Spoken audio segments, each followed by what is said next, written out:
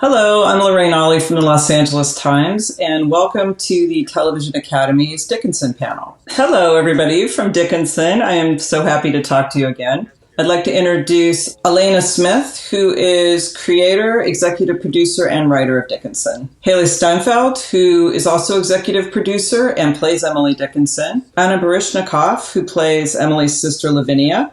Toby Huss, who plays Emily's father, Jane Krakowski, who plays Emily's mother, Adrian Ensko, who plays Austin, Emily's brother, Ella Hunt, who plays Sue, who is Emily's love interest, but also Austin's wife, and Finn Jones, who plays Sam Bowles, a editor-in-chief of a newspaper. I love Dickinson, and I love to call it a 21st century love letter to a 19th century poet who is Emily Dickinson. And the show is following her in her life in her 20s. And in particular, this season has really kind of looked at the struggle she's had with creativity versus notoriety. Do I want notoriety? But all the other characters in her family have been going through their own issues, personal, otherwise. And so in this episode, it all plays out at the opera. And I'm wondering first, Elena, why bring it to the opera? What was the reasoning behind that? It's a great setting, but why? Well, I guess there's a few different answers. One is just fantasy. What could be better than having a sort of extravagant bottle episode set in an opera house, and getting to take all the costumes up to 11.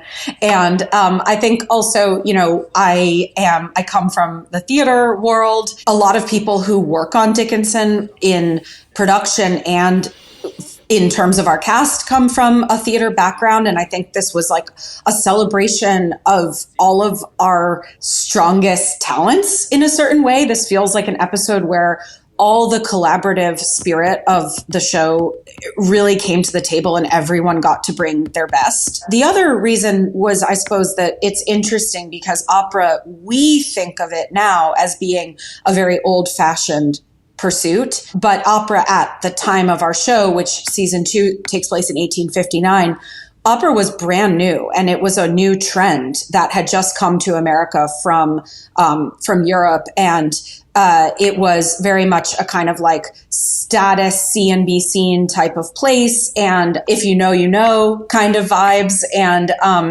I think that just in terms of Dickinson as a show where we're always trying to like make the past present, make the present past, it felt like such an interesting moment to look at this thing that we think of now as being quite old when it was actually entirely new. It brings the opera house and the period to life in such a great way, but also what the series does so well is tie all of what's going on with these characters to modern times. It's topical in a way, but it also like reaches you emotionally. And Haley, I wanted to ask you, with Emily, she has had all these internal struggles with her writing. And this is in a time when, women they didn't have a lot of choices, and there were no choices practically for, LGBTQ. So I kind of wanted to talk a little bit about like what that meant in terms of playing and bringing Emily to life this season, and particularly in Split the Lark, because there's so much going on in that episode. Much like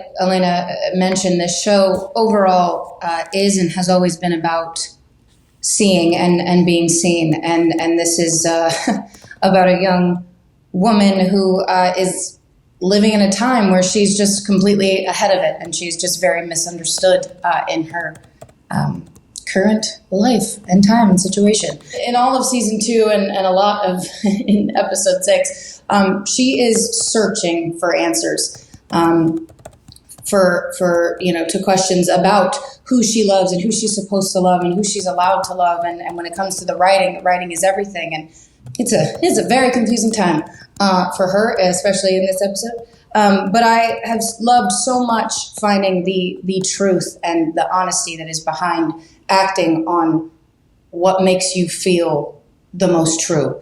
And with Emily, she always resorts back to what that is, and that's her writing, and that's sharing her writing with Sue, who she is in love with, forever in love with. And there are other people that come into her life that she also falls in love with, whether it's them or the idea of them. And with Sam Bowles, it's like there's something very enticing about this man and very interesting and intriguing to her, but scary. There's a safe zone with Sue, and there's just this beautiful love between them that they have that cannot be diminished, even though she's married to her brother. Makes things a little tricky, but yeah. The conversation too that she has with the opera singer I found that whole dialogue, it was beautiful and it was heartbreaking. And when you were doing that, I mean, it just felt, I don't know, what did that feel like doing that scene? Because it just was amazing. It really was. I have to say, season 2 was probably in ways more of a challenge to me than season 1. I think because Elena will probably laugh at this. I went to her so many times, just like so confused by so much. And it took me probably to the end of the season or finishing the season to realize that it was because I was so sort of in what Emily is going through in season 2. As far as fame goes and this sort of outburst of celebrity culture and technology it's very much the world we live in now. I had never really taken the time to think about fame or my relationship to fame. And in that specific conversation that is had in that moment, I was learning a lot about what fame is and what it can be. And it's something that sure seems very desirable until you get it. And in that moment, Emily realizes that she has no control over this thing, right? So far in her life, she's had control over what she writes, how much of whatever subject she writes about, and she controls who she wants to see it. Now she's being told that, it can absolutely tear you apart. And in that moment, it's like, it was a very weird thing for me to hear. But yeah, I don't know. It was very challenging to sort of be so in it. But that specific scene is really beautiful. So Anna, Lavinia has clearly studied up before going to the opera. She knows a lot about the opera when she gets in there. She's very excited. But she's kind of really had this drastic change from season 1, where I saw her as, immature, kind of self-centered. And now she is really just kind of has this lust for life. But she's also with somebody who's not particularly her intellectual equal. Yeah. So the scene, particularly at the opera, I don't know, can you just talk about how that plays out now? So much of what I loved about season 2 was that I was able to, the writing allowed me to flip the script on gender roles that ordinarily these kinds of characters would play. So I can't tell you how many times I've auditioned for a female character that's sitting somewhere like the opera and saying something completely vapid. And so to be able to have Pico, who is playing Ship, really have fun with that part of it and embrace this part of Lavinia that desperately wants to feel sophisticated, who is very learned, who when we went to the Emily Dickinson Museum, our tour guide talked about how Lavinia was kind of known for speaking her own vernacular because she really loved to keep kind of up with as much slang as she could have. And so she clearly did have an intellectual curiosity, or our version of her has an intellectual curiosity and a creative curiosity. And even though Emily and Lavinia are very different, I think we wanted to set up a situation in which Lavinia actually is someone on some level who could understand her sister's genius. And so for being interested in something like the opera kind of sets her up to understand her sister. And, I feel like Lavinia and her guys in the first and second season, Elena comes from a playwriting background. I also really started in theater, and I feel like especially this season I started to think of her. It's almost like the Shakespearean clowns a little bit. Like it's almost like Audrey and Touchstone. There's like a lot of back and forth that's kind of going on parallel to Emily's journey.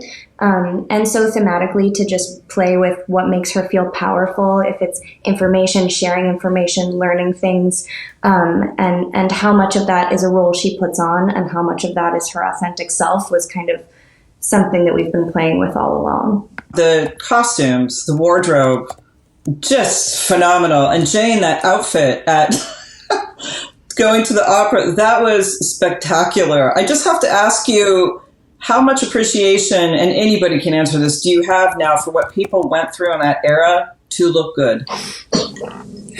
Beyond. And it is, once again, so favored towards the patriarchal society where they are free, comfortable, and the most fanciful, where I feel most of the time the women are far more bound and less decoratively dressed. The opera was a beautiful moment and Elena said so wonderfully that everyone in our design teams brought their A game completely. And Jen does an incredible job with our costumes. And I felt like really read our characters and tried to elevate them to the next level of who they all could be, especially in that particular episode.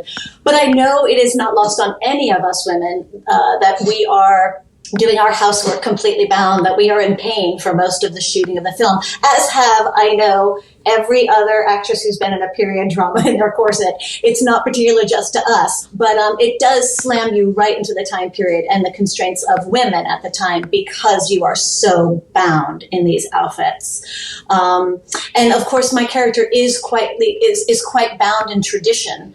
And so I think it helps her even more.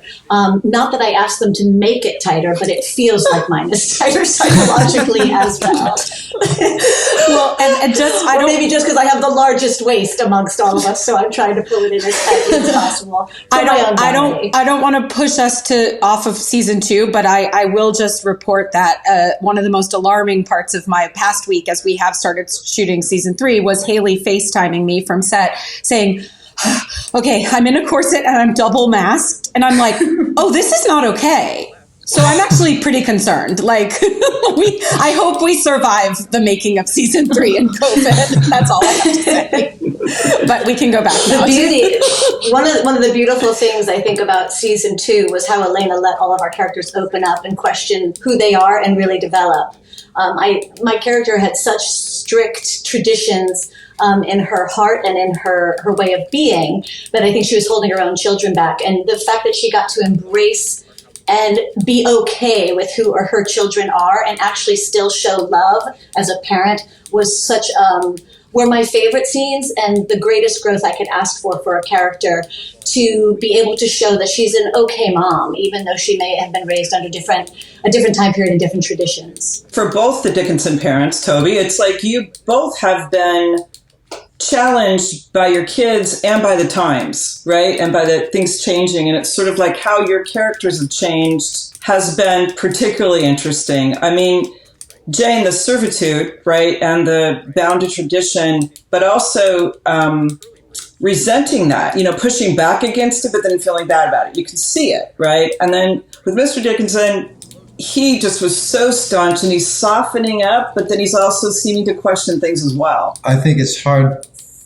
for him to let his daughter go because he wanted to keep this relationship as it was. And he's realizing that she's an independent creature in a way that he's never met before. He rarely meets men that are this independent. And when it's his own daughter, it's a little jarring for him to sort of really, he has to adjust his entire worldview to accommodate his kid. Otherwise, he's going to, smother her and do her damage. So it's hard for him. But ultimately, he makes the right decisions. I think that Edward Dickinson, we do get a little window. I mean, both the parents, we get a window into their histories and their parenting and where they came from, right? And like, there's been profound generational shifts between their parents and them. And now another one is happening with their kids. That sense of inheritance across generations is like really fascinating to me. And again, it's a place where the show, like, I am just pulling from the research, but I am also somehow talking about my own life and story too. And that's been this really interesting, like, uncanny blend. And not just me, but I think all of us. Like, I think that we develop these sensitivities to each other. And I, on some unconscious level, can pick things up about where Anna's coming from or where Ella's coming from or where Adrian, any of the people here, and start to build that into the characters, which is such a joy for me. And one of the really wonderful things about this show is that the supernatural is woven throughout this, which is so interesting because it just adds another layer to it. And this isn't really a question, it's an observation, but I just love it. one of my favorite details about episode 6, which we've been talking about, is how the background of the opera is almost exactly Austin and Sue's new parlor in the Evergreens, which is something that all of the characters experience. It's not just Emily Dickinson's vision. And that's like a great example of how this show is kind of on the verge of supernatural. It's like almost magically realistic. And that actually triggers a great reckoning in Austin, that he's like kind of watching his own life play before him in an opera. I mean, for all of the characters. Well, and then there's the magical moment of Emily experiences Sue singing, which maybe Ella wants to talk about that process of where all that came from and the song and all of it.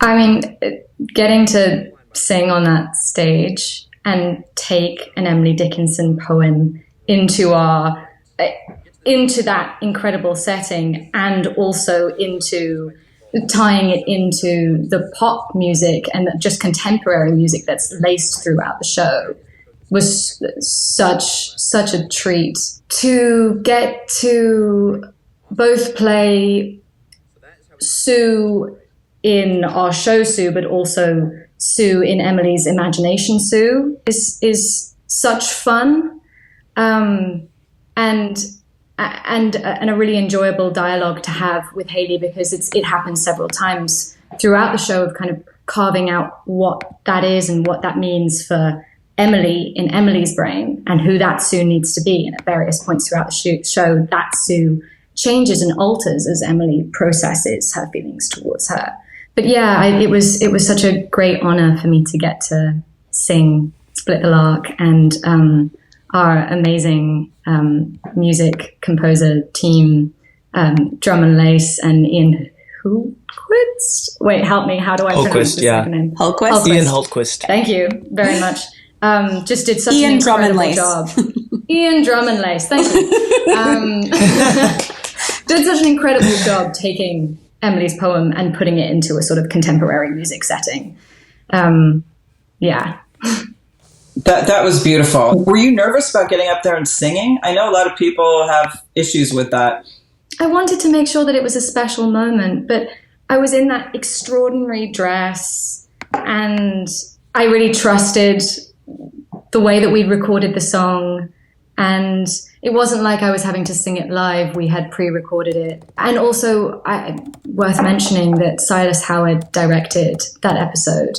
And I have such trust and love for Silas. I think we all do. I think he really does bring out the magic in all of us. And so I trusted that he would bring out the magic in me for that moment. So no, I would say that I wasn't nervous so much as excited and hopeful for what it could be. And it was such a thrill getting to watch the fans respond to that episode, and respond in a way that I never expected either, because people watched the episode and then they streamed the song as well. Like, I think within its first 2 weeks, it had something like 70,000 listens on Spotify. Wow. Which was just madness. It's awesome. I don't know, Elena. I think that's room for the first musical episode of Dickinson. I'm so guys, you all like a musical season. This whole cast has musical gifts, and we need to. All of Emily's poems can be turned into songs. Like, let's get it done. You know. We'll bring Wiz Khalifa into it. Like, yeah, I sense a Broadway production. Finn, if there is a villain in Dickinson, then definitely Samuel Bowles is probably it. I don't see it that way. I don't know. Well, how do you see it? Do you think he's villainous, or who is he? He's a prick, that's for sure.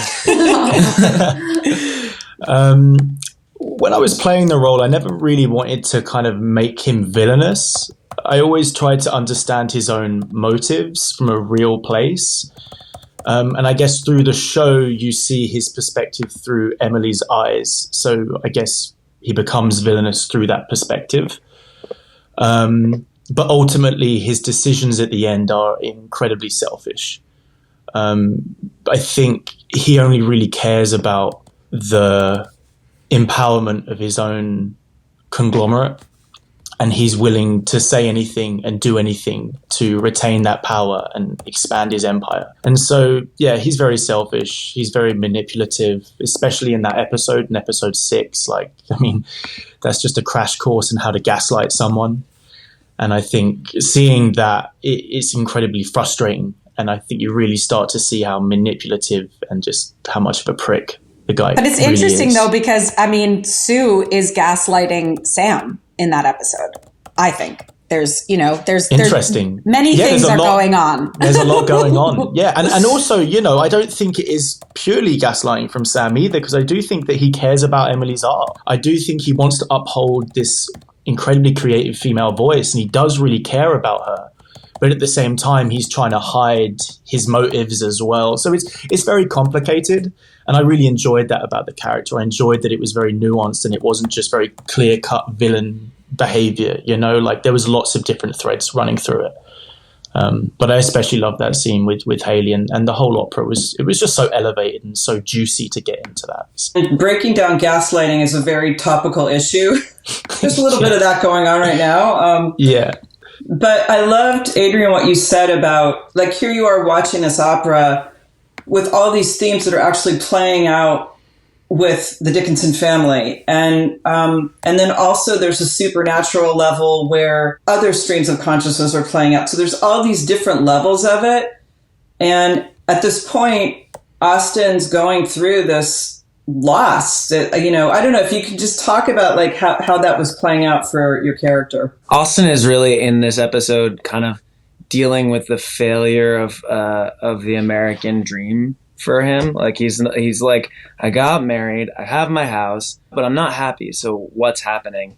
And so like this is kind of one of those moments where he really sees his life in front of him and is able to kind of latch on to something that like something's really not working and I'm really unhappy. And there's no answer in it. It's just that he kind of starts asking the question. With this episode, it really was kind of like a turning point in Austen's character arc that we were building. Because after that, he kind of starts going down this road and he eventually ends up with him getting very, very vulnerable with Emily.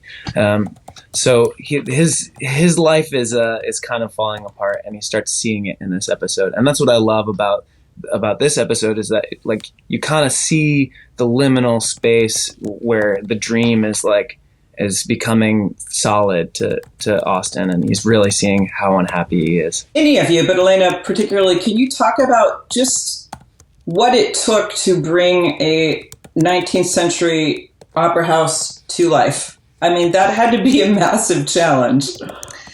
Yeah, well, as I said, this was like this. In this episode, I think you see the strength of the Dickinson team, because everyone from our location scout to our line producer to our AD to Silas to our production, I mean, everyone brought their A game. We found this crazy space that is a historical site, that is a vaudeville movie theater in Jersey City. That space that we turned possibly condemned. Certainly not safe for COVID. Let's put it that way. Like we're not shooting there this year. Not a lot of ventilation in that place. The space that we turned into the opera house, that's just the lobby. I don't know if any of you guys want to share about that. Yeah, I mean, like there's like a 5,000 seat theater right behind. I mean, I don't know what the numbers are, but it was crazy. I've never seen a space like that. It's actually very moving to me because it reminds me of how in previous times, movie going was such a gathering space for people, for immigrants, for New Yorkers, New Jerseyites, like people. I mean, I could just imagine my grandmother going to a space like that, and how I hope we get to go back to the movies, but that's a separate thing. So yeah, and then we turned it into this opera, and then we had a real opera performed there. We got an opera director who we cast opera stars. We performed La Traviata there on the stage, and it was such a complicated collaboration between our music supervisor and our editors and with the composers making Ella's song and Adelaide who played, Kelly who played Adelaide, and then her turning into, I mean, the whole thing is really of a piece with each other. And, it's unlike anything I've ever made before. And I think the fact that you can have, you know, a scene like Haley and Finn's scene in the box, that's some of the most beautiful, grounded, naturalistic acting that we've had in our show. And then the joyful Jane and Toby dancing in the lobby. That's one of the best moments for Mr. and Mrs. D. And their marriage seems to actually have a little zest to it, still going there. And then, you know, the magic realism that we've all been talking about, and, you know, like that all of it can come together in one. I really do think that people could watch this episode as its own thing. You don't have to have watched the rest of the show. You could just watch this episode and it would be an enjoyable, like, short film. And that's something I'm really proud of.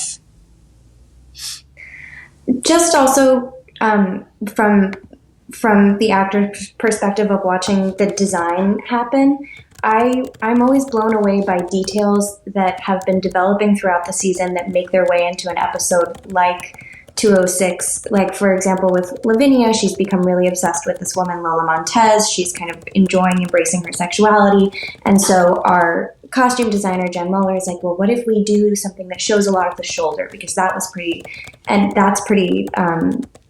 suggestive for the time period. And then Lola Montez wore a lot of flowers in her hair. So what if we have a floral piece?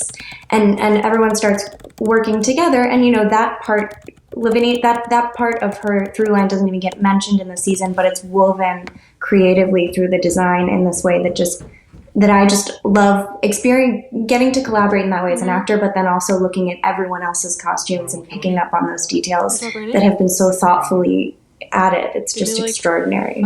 I don't know if I can ask this at this point, but can I ask what we can expect from season 3?